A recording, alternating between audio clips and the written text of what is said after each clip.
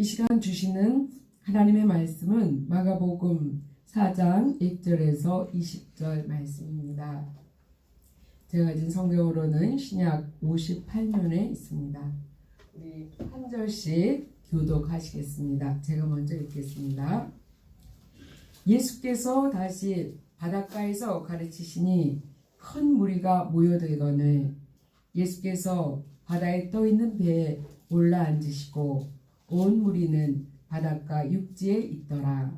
이에 예수께서 여러 가지를 이유로 가르치시니 그 가르치시는 중에 그들에게 이르시되 들으라, 씨를 뿌리는 자가 뿌리러 나가서 뿌릴새 들은 길가에 떨어지매 새들이 와서 먹어버렸고 더러는 흙이 얕은 돌밭에 떨어지매 흙이 깊지 아니하므로 곧 싹이 나오나 해가 돋은 후에 타서 뿌리가 없으므로 말랐고 더러는 가시떨기에 떨어지매 가시가 살아 기운을 막음으로 결실하지 못하였고 들은 좋은 땅에 떨어지매 자라 무성하여 결실하였으니 30배나 60배나 100배가 되었느니라 하시고 이르시되 들을 귀 있는 자는 들으라 하시니라.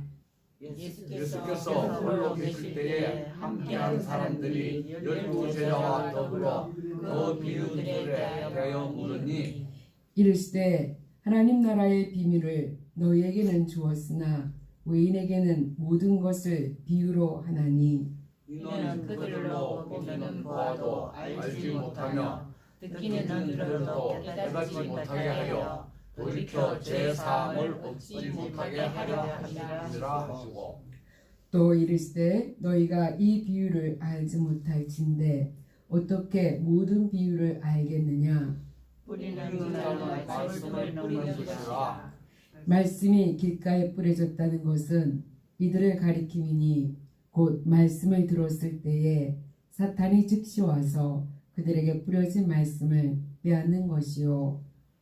또 이와 같이 돌밭에 뿌려졌다는 것은 이들을 가리킴이니 곧 말씀을 들을 때에 즉시 기쁨으로 받으나 그 속에 뿌리가 없어 잠깐 견디다가 말씀으로 인하여 환난이나 박해가 일어나는 때에는 곧 넘어지는 자요. 또 어떤 이는 가시떨기에 뿌려진 자니 이들은 말씀을 듣기는 하되 세상의 염려와 재물의 유혹과 기타 욕심이 들어와 말씀을 막아 결실하지 못하게 되는 자요.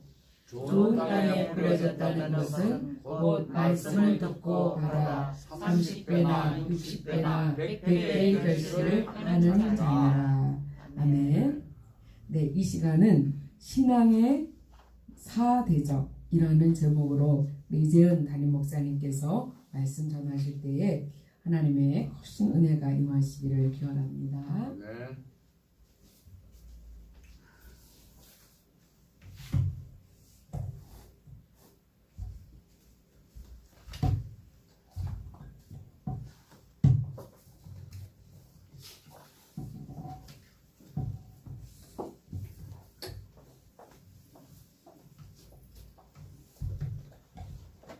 다음에 북한말의 의미를 풀이할 수 있다면 여러분은 국어 실력이 아주 뛰어나거나 시사 감각이 좋은 사람이라고 말할 수 있을 것입니다. 다음에 북한말들은 과연 무슨 뜻일까요? 인민이 편한 세상, 에미나이 파크, 프루디오, 네레미안, 약간 어디서 들은 말 같기도 하고요. 힌트를 주자면 다 한국에 있는 아파트의 이름이다 라고 합니다. 인민이 편한 세상은 뭔가 하면은 이 편한 세상. 에미나이 파크는 아이파크, 프루디오는 프루지오, 네레미안은 레미안 아파트의 이름을 북한말로서 비티한 말이다 라고 합니다. 더 놀라운 사실은 이런 아파트 이름들을 갖다가 북한식으로 바꾸어 비하하는 사람들이 북한 사람이 아니라 바로 남한 사람들이다라는 것입니다. 도대체 어떻게 된 것일까요? 바로 이번 국회의원 선거에서 강남구 갑에서 당선된 이 태구민 후보, 즉 북한 탈북민인 태영호 공사가 당선된 것에 대해서 빗대어서 그 반대 세력인 네티즌들과 그리고 여러 반대 젊은이들이 강남구의 주민들이 비하하면서 거기에 있는 그 고급 아파트들을 이렇게 욕하고 폄하하고 있다라고 합니다. 심지어 옛날에 유행했던 싸이라는 가수의 강남스타일이라는 노래가 있었는데 그 노래를 맞바꿔서 강남스탈린, 즉 소련의 스탈린으로 바꿔서 강남스탈린이라고 이렇게 바꿔서 노래하기도 한다라고 합니다. 이것만의 문제가 아니라 이 태구민 후보가 국회의원에 당선되자 이번에는 북한에서도 이 태구민 후보를 공격하고 있는데 어떻게 공격하고 있느냐, 직접 그 후보를 빗대어서 공격하기는 뭐하니까는 서울시 강남구를 빗대어서 욕하고 있다라고 합니다. 그들이 하는 말에 의하면 서울시 강남구는 대한민국의 유일한 강남특별구인데 거기는 대한민국의 가장 부패한 온상이다. 거기는 부유층들이 너무 많아서 매일 도박과 마약과 유흥과 그리고 온갖 추잡한 일들이 벌어지고 있다. 남조선의 패가망신한 박근혜를 뒤흔든 최순실도 강남 지역에 살면서 국정을 어지럽혔다. 고로 대한민국에서 가장 없어져야 할 특별구는 바로 강남구다라고 말하면서 이렇게 북한 사람들이 요즘 이 국회의원 뒤에 이러한 담화문을 냈다라고 합니다. 북한이 태영호 공사가 국회의원에 당첨되자 엉뚱하게 서울시 강남구를 비하하면서 그 지역을 도박과 마약과 부패의 온상이라고 욕하고 나선 것입니다. 이 두 뉴스를 보면서 제가 많은 것을 느끼고 그리고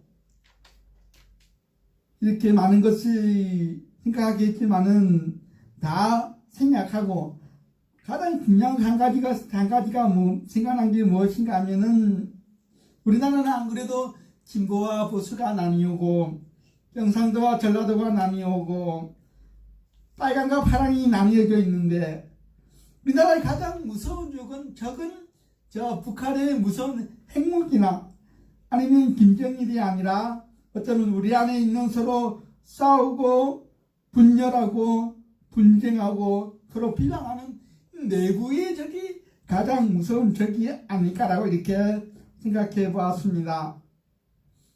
예수님도 내부의 적에 대해서 이렇게 말씀하고 있습니다. 마태복음 12장 25절 말씀입니다. 예수께서 그들의 생각을 아시고 이르시되 스스로 분쟁하는 나라마다 황폐하여 질 것이요 스스로 분쟁하는 동네나 집마다 서지 못하리라. 주님은 말씀하시기를 나라나 동네나 심지어 가정도 자기들끼리 싸우고 분쟁하게 되면은 다 망하고 황폐해진다라고 말씀하고 계십니다. 어떻게 보면 지극히 당연하고 옳은 말씀이요. 우리 신앙도 이와 마찬가지다라고 우리가 볼 수가 있습니다. 우리 신앙의 적은 외부나 아니면은 밖에서 오는 것보다도 내 스스로가 내 신앙을 망치게 하거나 아니면은 내 속에 있는 나의 욕심이라든지 내 속에 있는 나의 개성이라든지 내 속에 있는 나의 게으름이 내 신앙을 어지럽게 하거나 내 신앙을 망치는 경우가 더 많다라는 것입니다. 오늘 본문 말씀에서도 주님이 씨 뿌리는 비유를 말씀하시면서 우리 신앙의 적은 마귀나 사탄이나 아니면 어떤 무시무시한 시험 같은 그런 밖에서 오는 신앙의 적보다도 내 내면에서 나오는 적들이 더 위험하다라고 우리에게 경고하고 계십니다. 오늘 말씀 보시면 네 가지 마음밭이 나오는데, 첫 번째는 길가 같은 마음밭, 둘째는 흙이 얕은 돌밭, 셋째는 가시밭 같은 마음밭, 네 번째는 좋은 땅, 옛날 성경으로 번역하면 옥토 같은 마음밭이 있다라고 주님이 말씀하십니다. 여기서 외부의 적은 딱 하나가 나옵니다. 바로 길가 같은 마음밭인데, 이 길가 같은 마음밭에 마귀가 와서, 즉 외부의 적인 마귀를 새로 예수님이 비유하시는데, 새가 와서 그 마음에 뿌려진 복음의 씨, 말씀의 씨를 쫙 먹고 사라진다라는 것입니다. 즉 마귀는 우리를 대적하는 가장 무서운 외부의 적입니다. 근데 반대로 나머지 세 개의 어떤 뭔가 우리 내부의 상태에 대해서 말씀하고 있는 것입니다. 즉 흙이 얕은 돌밭이나 가시밭 같은 마음, 이런 것들은 다 우리 내부와 상관된 그러한 마음의 신앙의 적들이다라는 것입니다. 우선 길가에 떨어진 시, 즉 우리 길가 같은 마음밭은 어떤 마음인가 하면은 복음을 받아들이지 않고 금방 복음을 거부하는 사람의 마음밭이 길가 같다라고 예수님이 15절에서 말씀하고 있습니다. 즉 사탄이 와서 복음을 영접하지 못하도록 바로 마음을, 그 말씀을 뺏어버리는 사람을 말하는 것입니다. 우리는 다 여기에 다니지는 않을 것 같습니다. 왜냐? 우리는 그래도 다 복음을 받아들이고 이렇게 교회에 오셔서 예배도 드리고, 그리고 또 우리는 뭡니까? 신앙생활을 영위하기 위해 노력도 하고 하기 때문에 이 바로 마음을 뺏어버리는 길가 같은 마음은 아니다라는 것입니다. 우리의 적은, 우리 모든 신앙인의 적은 외부에 있는 마귀나 사탄이 아니라 내부에서 생겨나는 이 신앙의 적들이 내 신앙을 방해하고 내 신앙을 어지럽히고 내 신앙을 괴롭게 한다라는 것입니다. 예수님께서는 우리 신앙의 대적으로서 네 가지를 들어서 아주 콕 집어서 자세하게 말씀해 주고 있습니다. 그 네 가지가 무엇이냐? 먼저 17절 말씀 보시면은 뿌리가 없는 신앙이요. 19절 말씀 보시면은 세상의 염려요. 그 다음 재물의 유혹이요. 마지막에 기타 욕심이다 라고 말씀합니다. 네 가지 예수님께서는 우리 내부의 적의 신앙의 내부의 적에 대해서 네 가지를 말씀하고 있습니다. 뭐라고요? 첫 번째는 뿌리가 없는 신앙. 두 번째는 뭡니까? 세상의 염려. 세 번째는 뭐냐? 재물에 대한 욕심. 네 번째는 뭐냐? 내 마음에 있는 세 번째가 재물의 유혹. 네 번째가 뭔가 하면은 내 마음에 있는 욕심이다 라는 것입니다. 우리의 신앙을 방해하고 열매맺게 하지 못하는 신앙의 적은 바로 내 속에 있는 것입니다. 즉 나의 마음의 문제요, 내 영혼의 문제인 것입니다. 그러므로 우리는 이 신앙의 적들이 내 내면 안에, 내 영혼 안에 있기 때문에 우리는 한 가지 희망이 있는데 뭐냐? 내가 내 마음을 잘만 다스리고 내가 내 영혼을 잘 관리하면 반대로 이 신앙의 적들을 내가 어떻게 합니까? 제어할 수 있고 이길 수 있고 없앨 수 있어서 내 신앙은 잘 자랄 수가 있게도 된다라는 것입니다. 즉 우리의 마음밭을 잘 기경하고 갈아엎어버리고 모든 가시밭 같은 마음들을 다 성령의 불로 소멸시키고, 그리고 내 마음밭에 흙을 깊게 파서 뿌리 뿌리를 깊이 내리기만 한다면 반대로 내 마음밭은 얼마든지 옥토로 좋은 땅으로 변하게 할 수 있다는 그러한 희망의 메시지도 우리가 함께 담고 있다라는 것입니다. 알 수 있다라는 것입니다. 첫 번째 신앙의 적을 보면은 뿌리가 없거나 뿌리가 얕은 신앙입니다. 6절 말씀 보시면은 뿌리가 없으니 해가 뜨면 금방 마른다라고 말씀하고 있습니다. 이것이 어떤 신앙이나 어떤 신앙인가 하면 17절 말씀 보시면은 이는 뿌리가 없는 신앙이기에 환난과 박해가 오면 금방 넘어지는 신앙이다 라고 예수님이 친절히 부연 설명까지 하고 계십니다. 그렇다면 뿌리는 과연 무엇일까요? 뿌리는 식물을 지탱해주는 근간인 동시에 식물을 세워주는 근본입니다. 또한 동시에 뿌리는 땅속에서 수분과 영양분을 식물에 공급해 주는 그러한 역할을 하는 곳이기도 합니다. 신앙의 뿌리도 이와 마찬가지다라는 것입니다.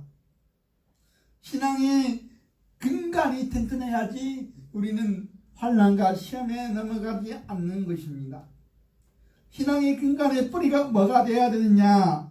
바로 복음과 예수 그리스도가 되어야 하는 것입니다.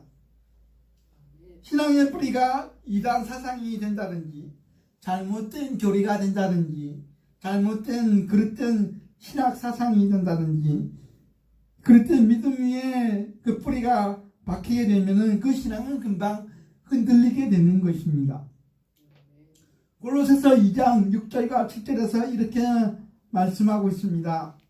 그러므로 너희가 그리스도 예수를 주로 받았으니 그 안에서 행하되 그 안에 뿌리를 박으며 세움을 받아 교훈을 받은 대로 믿음에 굳게 서서 감사함을 넘치게 하라. 즉 그리스도 예수를 주로 받았으니 그 예수님 안에 너희가 뿌리를 깊게 박아야만 점점 든든하게 믿음이 굳게 서간다라는 것입니다. 즉 예수님이 신앙의 뿌리가 되고 신앙의 근간이 되고 기초가 되어야 된다라는 것입니다. 이번에 신천지라는 이단이 얼마나 욕을 들어먹고 기타를 받고 그리고 그 교회가 흔들렸습니까? 이와 같이 겉은 똑같은 신앙처럼 보인다 할지라도 그 뿌리가 다르면은 결국에는 다 흔들리게 되고 넘어지는 것입니다. 그 뿌리가 예수님이 아니고 그 뿌리가 복음이 아니고 그 뿌리가 이단의 교설에 근거한 신앙이라면 금방 해가 뜨겁게 비치면은 말라 비틀어지고 환난에 넘어지고 그리고 금방 바람과 풍파에 흔들리게 된다는 것을 보여주고 있는 것입니다. 또 두 번째로 뿌리는 땅속에서 영양분과 수분을 받아들여서 식물의 본체에 공급을 합니다. 즉 신앙도 뿌리 깊은 신앙이라는 말의 의미는 무엇인가 하면 끊임없이 내 영혼의 영양분인 말씀과 내 영혼의 수분인 성령의 은혜를 빨아들여서 내 영혼의 본체에 제대로 공급해주는 신앙이 뿌리 깊은 신앙이다라는 것입니다. 반대로 뿌리가 없는 신앙, 뿌리가 얕은 신앙이 있겠지요. 이런 신앙은 어떤 신앙인가 하면 말씀과 은혜 받는 일에는 별로 관심도 안 가지고 안 좋아하고 그저 형식적으로 교회에 나오거나 재미로 교회에 나오거나 사람들의 친교나 인간적인 목적으로 그저 신앙생활을 하는 것을 말합니다. 이런 뿌리 없는 신앙은 금방 환난이나 박해가 오면은 신앙생활을 포기하고 그리고 넘어지는 신앙이 되는 것입니다. 그러므로 우리는 늘 예배를 통하여서 개인 경건의 시간을 통하여서 큐티와 말씀 읽기와 성경 공부를 통하여서 내 영혼의 자양분을 깊이 빨아들이고 그리고 내 영혼에 공급해주는 그런 뿌리 깊은 신앙이 되어야 할 것입니다. 두 번째로 신앙의 적은 무엇이냐? 세상의 염려입니다. 19절 말씀 보시면은 세상의 염려가 자라서 말씀을 막아서 결실치 못하게 한다라고 말씀하고 있습니다.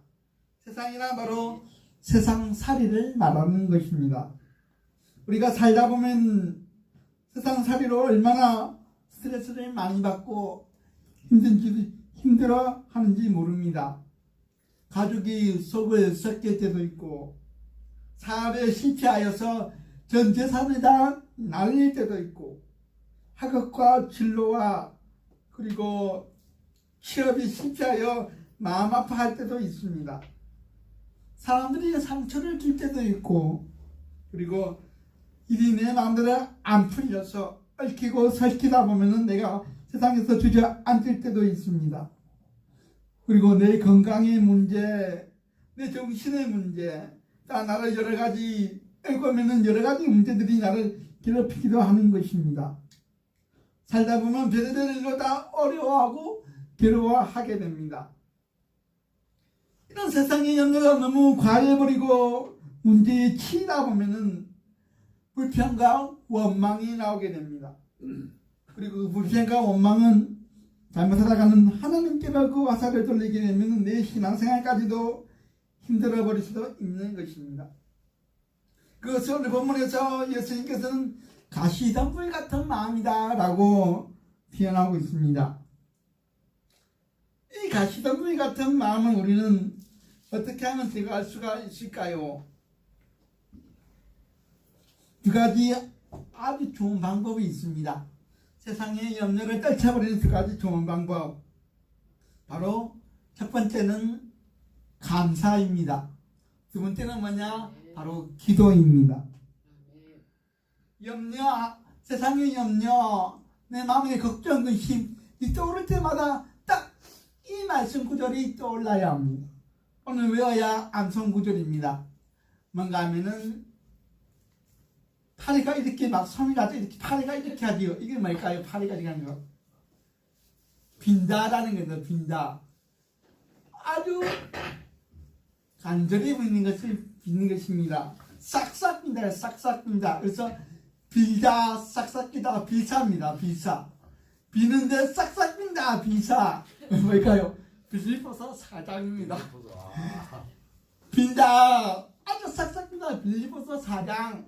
그 뒤에 뭔가 하면은 6절과 7절 말씀입니다. 비사 6, 7. 비사 다음에 4 다음에 5를 생각하고 6, 7, 4, 6, 7, 4, 5, 6, 7 그렇게 하면 외우면 됩니다. 비사 6, 7 바로 우리의 염려에 대한 말씀입니다. 제가 읽어보겠습니다. 아무것도 염려하지 말고 다만 모든 일을 기도와 간구로 너희 구할 것을 감사함으로 하나님께 아뢰라. 그리하면 모든 지각에 뛰어나신 하나님의 평강이 그리스도 예수 안에서 너희 마음과 생각을 지키시리라. 아멘. 염려의 반대말이 무엇일까요? 바로 평강입니다. 그럼 그 평강을 어떻게 우리가 얻을 수 있느냐? 아까 비사 6절에서 하는 말이 뭡니까? 하는 말씀은 기도와 감사인 것입니다. 염려하지 말고 기도하라. 불평하지 말고 감사하라 라는 것입니다. 바로 이 세상의 염려를 이길 수 있는 두 가지 최고의 방법인 것입니다. 염려하고 걱정하다 보면 마음에 불안이 생깁니다. 그 불안이 더 커지면 불평이 생깁니다. 그리고 그 불평이 더 커지면 원망이 생깁니다. 원망이 더 커지면 내 마음에 미움이 생깁니다. 누가 미워질까요? 옆 사람이 미워집니다.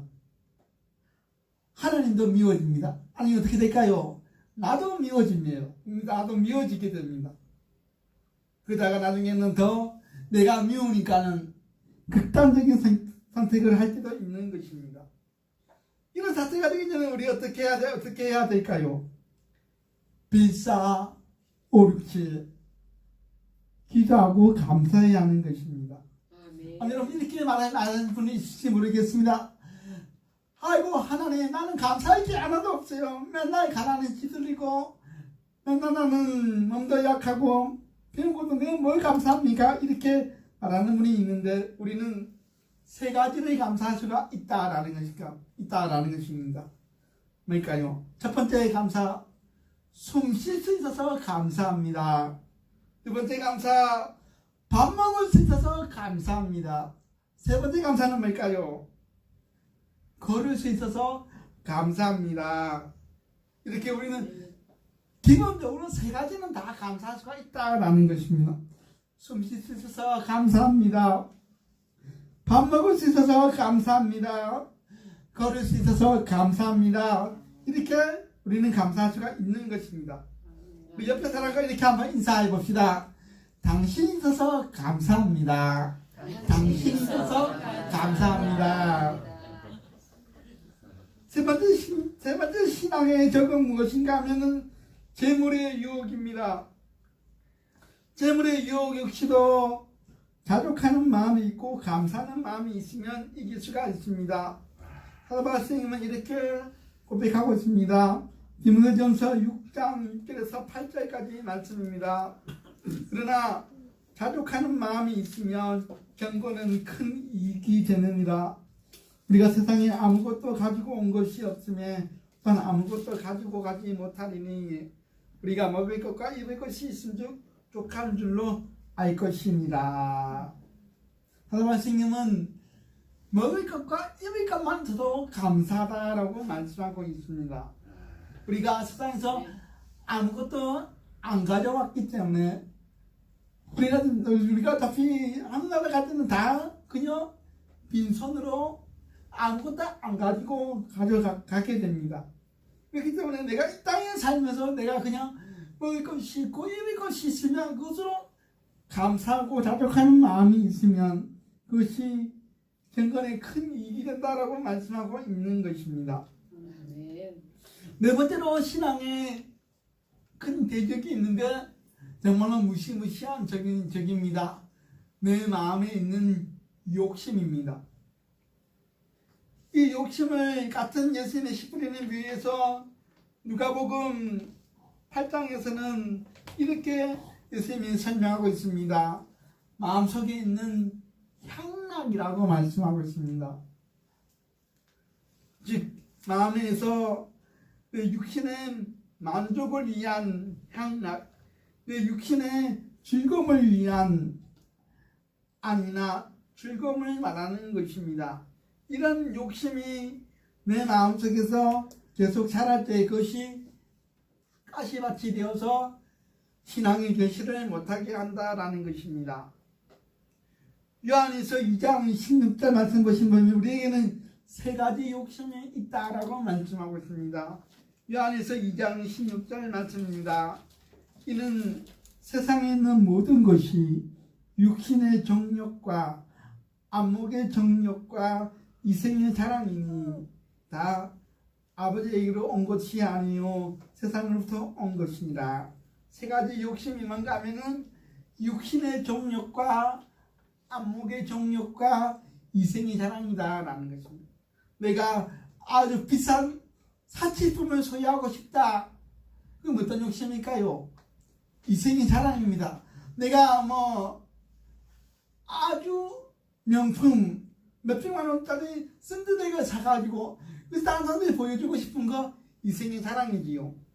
그 내 마음에는 뭡니까? 그게 있습니다. 육신의 정욕이 있어가지고 내 육신이 하고 싶은 대로 막 따라하려고 하는 그런 욕심이 있는 것입니다. 육신의 즐거움, 육신의 쾌락에 따라 살려는 마음이 있는 것입니다. 또는 안목의 정욕이 있어서 내 눈이 늘 아름다운 것, 좋은 것만 보려고 하는 그런 안목의 정욕이 있는 것입니다. 그다음에 이 욕심을 우리는 어떻게 이길 수가 있느냐? 방법은 딱 한 가지뿐이다라고 생각해서 말씀해주고 있습니다. 바로 방법은 성령입니다. 갈라디아서 5장 16절 말씀에 이렇게 사도 바울 선생님은 말씀하고 있습니다. 내가 이르노니 너희는 성령을 따라 행하라. 그래야는 육체의 욕심을 이루지 아니하리라. 육체의 욕심을 이길 수 있는 방법은 딱 하나밖에 없는데 바로 뭔가 하면 성령 충만을 구하는 것이요, 성령을 따라 사는 것이요, 그리고 성령을 의지하고 성령의 욕심대로 살아가는 방법뿐이다 라는 것입니다. 그래서 갈라디아서 5장 나중에 18절과 19절 말씀 보시면 성령의 9가지 열매가 나오는데 오자양, 중언절, 사회야라고 이렇게 오래 참음과 자비와 양성과 충성과 온유와 절제와 그리고 사랑과 희락과 화평, 이 성령의 열매가 맺혀지는 마음이 된다라는 것. 어떻게 하면 성령을 쫓아 살면은 성령 충만을 받게 되면은 이렇게 살 수가 있다라는 것입니다. 그래서 우리는 늘 성령 충만을 구하고 또 열심히 기도함으로써 늘 성령을 의지하고 성령의 뜻대로 구하며 살아가면은 우리는 육체의 욕심을 제어하고 이길 수가 있다라는 것입니다. 내 마음밭을 기경해야 됩니다. 내 마음속에 있는 이 4가지 신앙의 큰 적들을 이겨내고 물리쳐야 합니다.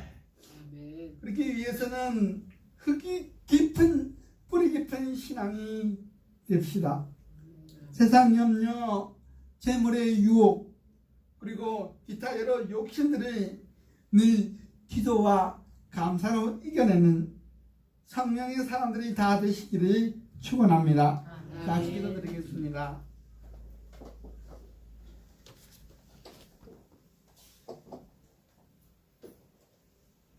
좋은 땅에 뿌리었다는 들어는 좋은 땅에 떨어지면 자라 무성하여 결실하였으니 30배, 60배, 100배가 되었느니라 하시고, 예수님께서는 씨 뿌리는 비유를 통하여서 우리의 가장 큰 적은 외부에 있는 것이 아니라 내 마음과 내 심령에 있는 적이다라고 말씀하고 있습니다.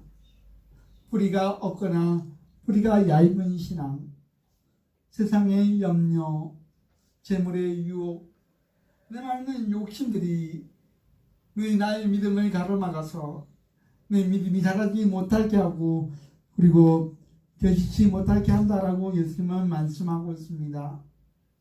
이 4가지 큰 신앙의 대적을 지어 제가 이기기 위해서 우리 신앙이 예수님께 온전히 뿌리두며 뿌리 깊이 예수님께 바뀌어서 그 하나님의 말씀과 영양분을 늘 공급받는 늘 말씀과 성령의 은혜를 사모하는 우리 믿음 되게 하여 주옵시고 세상의 모든 염려를 오로지 기도와 감사로서 이겨내는 우리 믿음 되게 하여 주옵시고 또한 나의 욕심을 성령을 쫓아 삶으로 말미암아 성령 충만을 구함으로 말미암아 이겨내는 우리가 되어서 성령의 9가지 열매가 주렁주렁 맺히는 우리 신앙 되게 하여 주시옵소서. 빌립보서 4장 6절과 7절 말씀처럼 아무것도 염려하지 말게 하여 주옵시고 그저 모든 일에 기도와 간구로 감사함으로 하나님께 늘 아뢰게 하여 주사 우리 마음에 주님께서 주시는 평강과 평안이 가득한 마음 되게 하여 주시옵소서. 우리 마음밭에 늘 기경하고 갈아엎게 하여 주사 뿌리 깊은 신앙, 욕심과 유혹과 또한 모든 세상 염려를 이기며 나아가는 그런 옥토 같은 좋은 마음밭 되게 하여 주시옵소서. 모든 것을 감사드리며 살아계신 우리 주님 예수님의 이름으로 감사하며 기도드리옵나이다. 아멘.